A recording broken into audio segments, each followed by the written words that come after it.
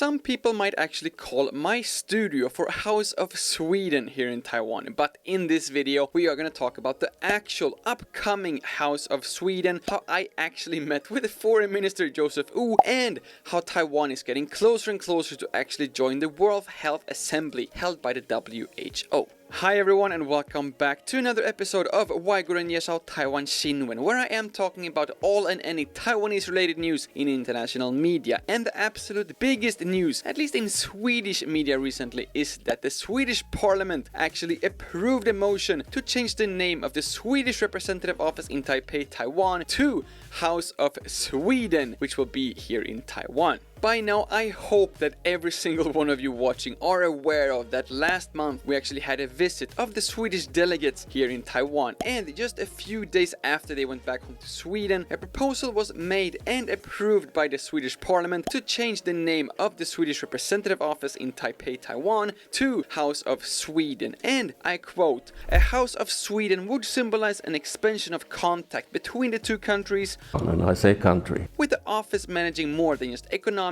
and trade issues." The idea behind the actual name House of Sweden comes from Washington DC, where we actually have an actual House of Sweden, and inside is the Swedish embassy to the US. But according to one of our other Swedish representatives here in Taiwan, it appears that the housing prices specifically up here in Taipei are just astronomical. So I'm not entirely sure how this new House of Sweden will actually look like. But as a Swede living here in Taiwan, I of course fully approve of this name change, and I absolutely think that this is a step in the right direction. In addition to this, Sweden is of course also supporting Taiwan to join the World Health Assembly, which will take place later this month. But Sweden is of course not the only country who is supporting Taiwan, with Slovakia and the US recently once again raising their support for Taiwan, since Taiwan has spent year after year to prove that Taiwan not only can help, but that Taiwan actually is already helping. And at the same time, Taiwan itself, and specifically MOFA, are of course doing whatever they can to make sure that Taiwan actually get the observer status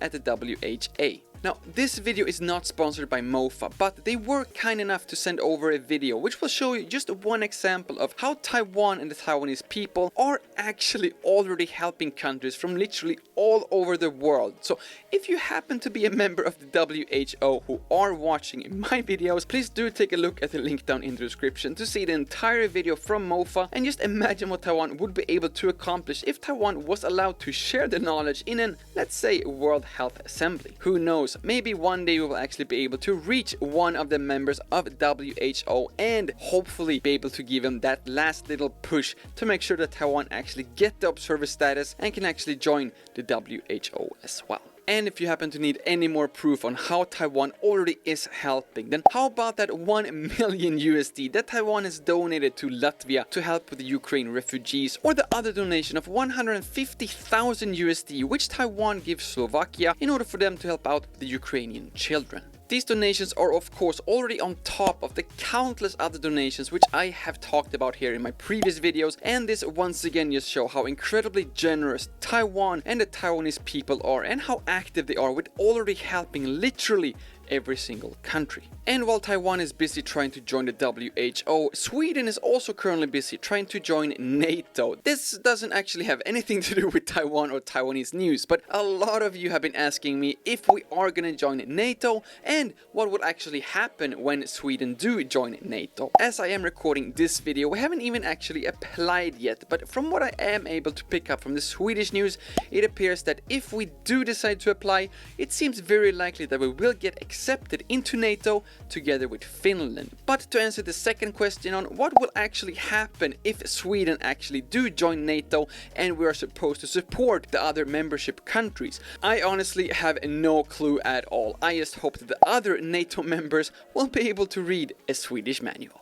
And speaking about reading and IKEA, last week I had the honor of actually meeting the Foreign Minister Joseph Wu himself as he attended the Europe Festival at Hotline Creative Park, where I was busy representing Sweden by offering some JBW.TW 100% blueberry juice. And I am happy to announce that Joseph Wu actually liked our blueberry juice and also remembered how to properly pronounce the name IKEA.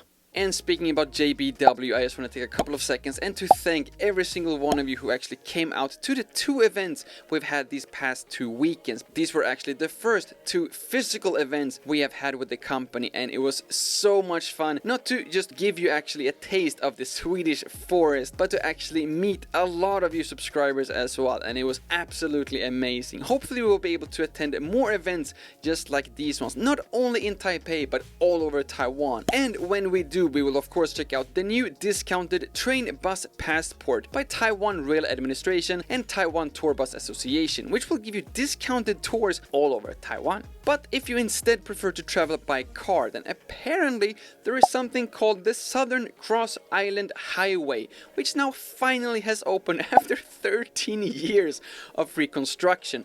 Please do forgive me that I had no idea that this highway actually existed. I have only lived here in Taiwan for 11 years, so please do forgive me for my ignorance. But now apparently there is a new old restructured highway that will take you straight from Tainan and all the way to Taidong. And when you do arrive Taidong, and assuming that you're already taken your 3rd COVID booster shot, then you can actually get a free night at one of the hotels, since they are actually offering a Zhongxiao Taidong hotel night promotion to people who have had their 3rd COVID booster shot. However, please do pay attention here that the offer is Zhongxiao, which if you're Taiwanese may not be confusing at all, but for some foreigners, especially Wes Davies, these kind of promotions are quite tricky. For example, when Wes and I a couple of years back went to Kenting, and Wes only wanted 1 beer on a beach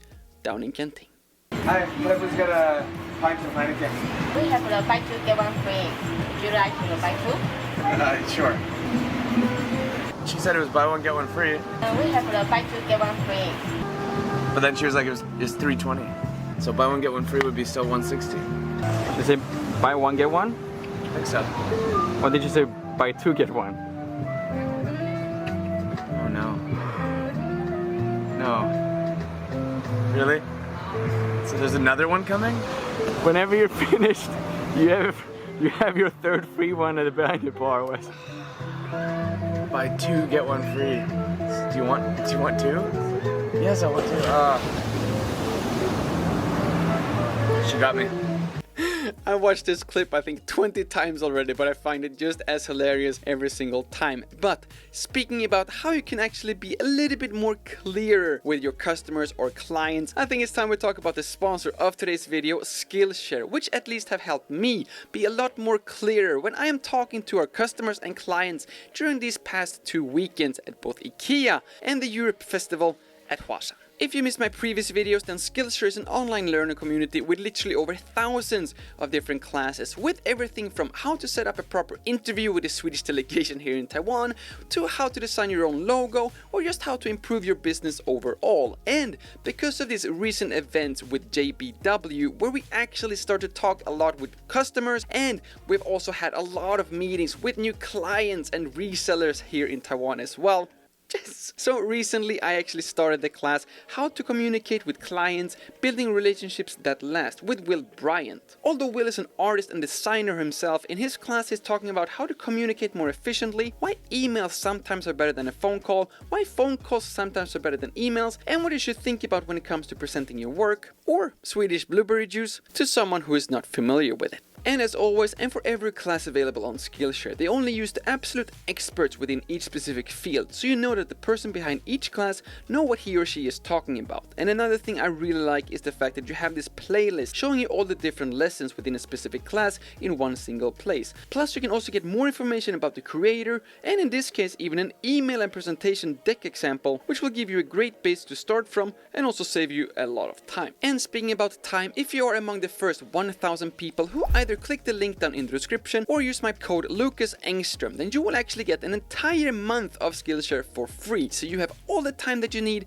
to check out either this class by Will Bryant or any one of the literally over 1,000 classes on Skillshare, all on your own time and all 100% free. And speaking about another thing that is also 100% free, that is the new 1990 hotline for foreigners living here in Taiwan. Now, full disclaimer, I haven't actually tried this this hotline myself, but from my understanding, you can basically, as a foreigner, give them a call and they will be able to help you with literally anything that you might encounter. And just as an example from the Ministry of the Interior, they actually mentioned that one foreigner used this service as he needed interpretation help during a dental appointment. I mean, I can't even speak Swedish or English in the middle of a dental appointment. I'm just imagining someone lying there on the table with like the dentist like hands, needles, and like these like sponges in his mouth, and he's like, oh, oh, oh.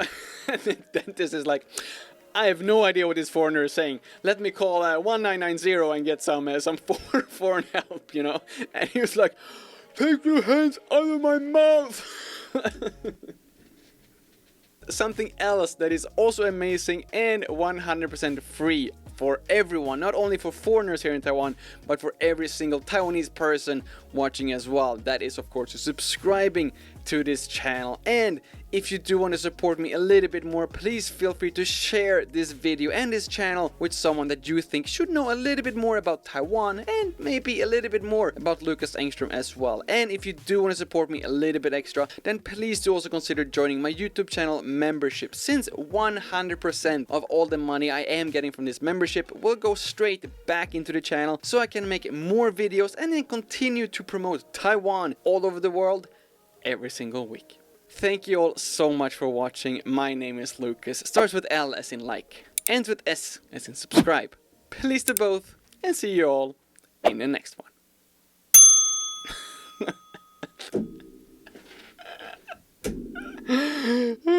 Dental appointments are so stupid.